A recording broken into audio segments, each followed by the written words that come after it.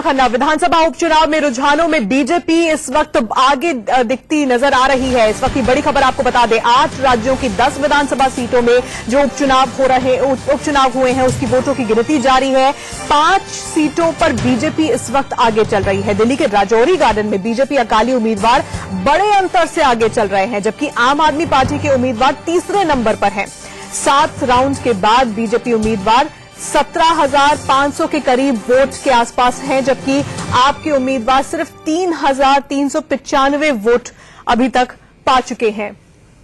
क्या बड़ी बातें हैं इन उपचुनावों की, वो आपको बता दें। इस वक्त 10 में से 5 सीटों पर बीजेपी काफी आगे निकलती हुई नजर आ रही है। वोटों की गिनती अभी जारी है। दिल्ली में बीजेपी अकाली उम्मीदवार बहुत ही बड़े अंतर से इस वक्त आगे चल रहे हैं। इसके अलावा राजौरी गार्डन सीट से ही आम आदमी पार्टी के जो उम्मीदवार हैं वो इस वक्त तीसरे नंबर पर नजर आ रहे हैं।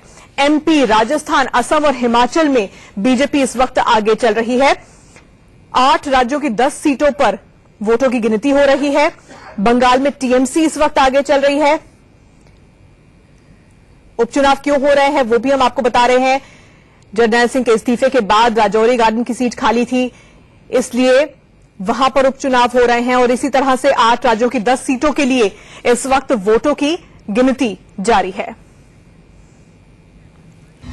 आज राजौरी गार्डन की सीट खाली थी, इसलिए वहां पर उपचुनाव हो रहे हैं और इसी तरह से 8 राज्यों की 10 सीटों के लिए इस वक्त वोटों की गिनती जारी है।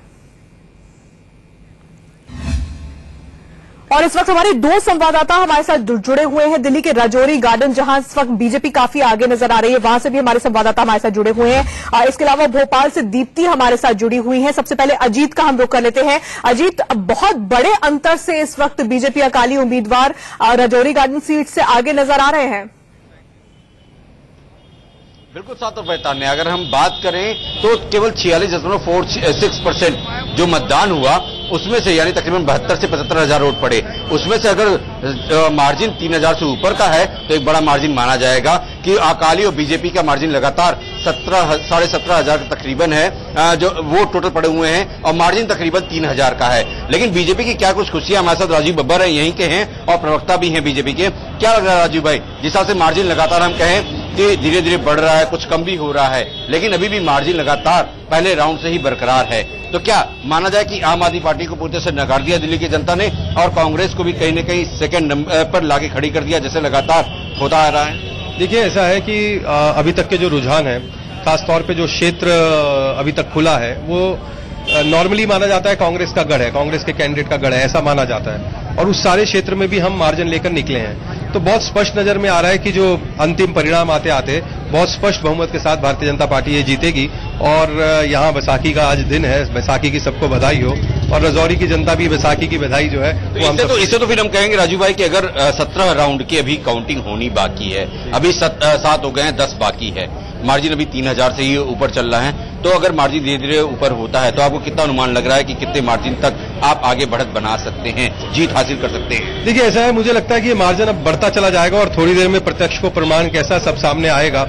मेरे यहाँ पर मेरे साथ में जो डिस्ट्रिक्ट प्रेसिडेंट है यहाँ के रमेश खन्ना जी, वो अभी मुझे बता रहे थे कि जितना भी जो क्षेत्र अभी तक खुला है वो क्षेत्र यहाँ के लोग मानते थे कि कांग्रेस का गढ़ है और कांग्रेस का कैंडिडेट वहां से दोनों जगह पर जो वार्ड अभी खुले हैं वहां कांग्रेस का जो कैंडिडेट है उसके परिवार के लोग पार्षद हैं। तो जब वहां से वो पिछड़ते नजर आ रहे हैं, वो ट्रेंड ये बता रहा है कि आगे जाते जाते भारतीय ऐसे मोदी जी का फैक्टर माना जाए, मोदी योगी का, जो योगी और मोदी चल रहे हैं, 100% मोदी जी की पॉलिसीज, मोदी जी का काम, देश में जो गरीब जनता के बारे में उनकी चिंता, यहाँ के कार्यकर्ताओं का मेहनत। तो एक बड़े अंतर से इस वक्त राजौरी गार्डन सीट से बीजेपी अकाली उम्मीदवार आगे चल रहे हैं और खास इसलिए भी है क्योंकि एमसीडी के चुनाव बिल्कुल सर पर है। 23 तारीख को उसके लिए वोट डाले जाने हैं। उससे पहले विधानसभा उपचुनाव में राजौरी गार्डन में आप की जो आप पार्टी है वो तीसरे नंबर पर इस वक्त नजर आ रही है और बीजेपी अकाली के उम्मीदवार इस वक्त बहुत ही बड़े अंतर से आगे नजर आ रहे हैं। सीधे रुख करते हैं भोपाल का, जहां से एडिटर न्यूज दीप्ति चौरसिया भी हमारे साथ जुड़ी हुई है। दीप्ति,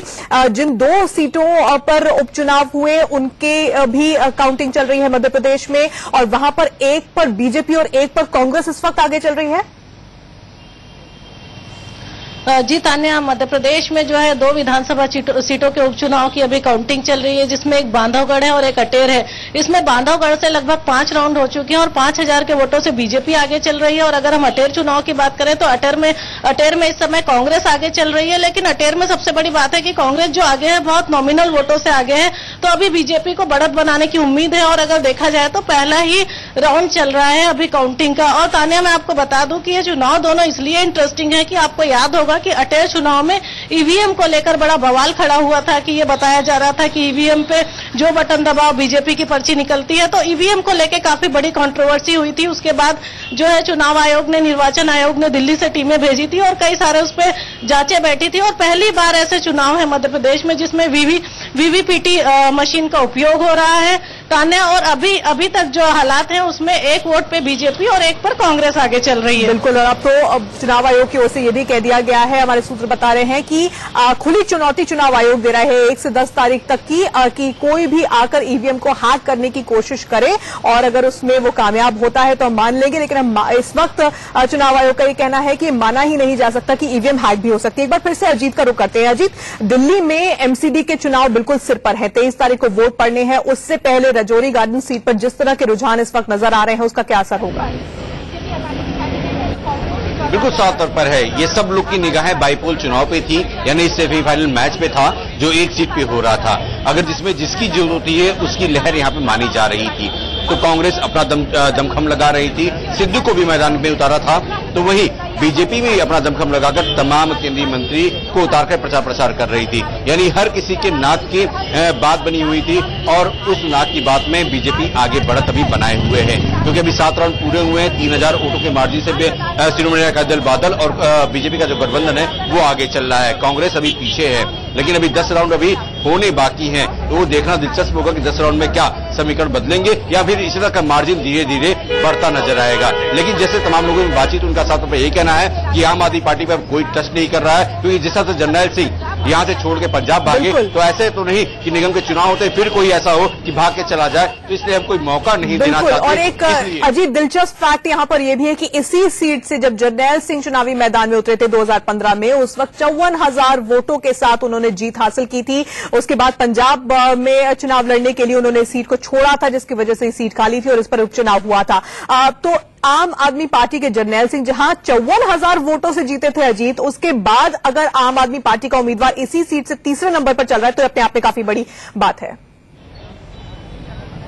बिल्कुल, मुझे तो लग रहा है तान्या कहीं तीसरे नंबर की बात नहीं हो सकता, कहीं जमानत भी ना जब्त हो जाए, तो कहीं मार्जिन जो है काफी ज्यादा अंतरों से है। तो अभी इतना नहीं है कि अभी 3000 समथिंग वोट जो मिले हुए हैं आम आदमी पार्टी को, तो जनता उन्हें पसंद कर रही है।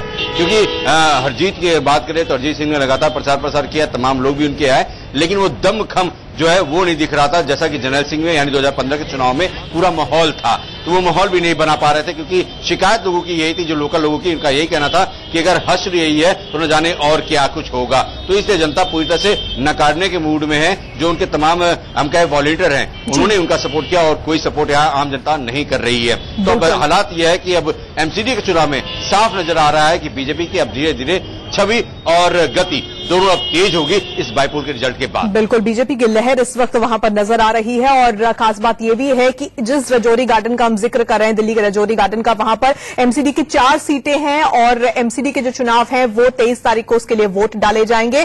और अगर कुल मिलाकर 8 राज्यों की 10 सीटों की बात की जाए जिन पर ये उपचुनाव हुए हैं, उनमें 5 सीटों पर इस वक्त बीजेपी आगे नजर आ रही है। खास बात यह है कि रजौरी गार्डन जिसका हम बार बार जिक्र कर रहे हैं, वहां पर बहुत ही बड़े अंतर से बीजेपी अकाली के जो उम्मीदवार हैं वो इस वक्त आगे चल रहे हैं और आम आदमी पार्टी के जो उम्मीदवार हैं वो इस वक्त तीसरे नंबर पर नजर आ रहे हैं। इसके अलावा हम मध्य प्रदेश की 2 सीटों का भी जिक्र कर रहे हैं। जैसा कि दीप्ति ने हमें बताया कि अटेर सीट काफी ज्यादा विवादों में रही है, क्योंकि ईवीएम को लेकर वहां पर कई सारे सवाल खड़े किए गए थे। वहां पर इस वक्त कांग्रेस के उम्मीदवार आगे नजर आ रहे हैं और बांधवगढ़ सीट पर बीजेपी के उम्मीदवार इस वक्त आगे नजर आ रहे हैं। दीप्ति, ये बताइए कि एक सीट पर बीजेपी आगे, एक सीट पर कांग्रेस आगे, क्या इसके क्या मायने हैं और क्या मतलब इसका निकाला जाए? देखिए तान्या, ये जो इलेक्शन है उसमें बहुत सीधी बात यह है कि जो बांधवगढ़ का इलेक्शन है वो आदिवासी एरिया है, पिछड़ा इलाका है। यहाँ इससे पहले भी ये जो सीट थी वो बीजेपी के ही मंत्री रहे, ज्ञान सिंह के पास थी और अब उनके बेटे यहाँ से चुनाव लड़ रहे हैं। पहले भी ये सीट बीजेपी के पास थी और ज्ञान सिंह के सांसद बनने के बाद अब उनके बेटे इसको आगे बढ़ा रहे हैं और उन्होंने अपनी पहली राजनीतिक पारी की यहाँ से शुरुआत करी है। लेकिन अगर हम अटेर की बात करें तो अटेर जो है भिंड जिले में पड़ता है तान्या, और बहुत इंटरेस्टिंग बात यह है कि ये वो एरिया है जो अपने भीड़ों के लिए जाना जाता है, जो अपने डाकुओं के लिए जाना जाता है, जो यहाँ के लोगों के बंदूक प्रेम के लिए जाना जाता है। तो जिस दिन अटेर में वोटिंग हो रही थी उस दिन भी कई सारी हिंसा हुई। चुनाव आयोग ने खुद इस बात को कहा था कि नहीं, इस तरह की हिंसा जो है बहुत शांतिपूर्वक नहीं रहा मतदान, तो लगातार शिकायतें चलती रही थी। और दूसरा जो अटेर सीट है वो मध्य प्रदेश के एक वरिष्ठ कांग्रेसी नेता सत्यदेव कटारे यहाँ से हुआ करते थे, जो मध्य प्रदेश विधानसभा के नेता प्रतिपक्ष भी थे। उन्होंने इससे पहले अरविंद भदौरिया को हराया था।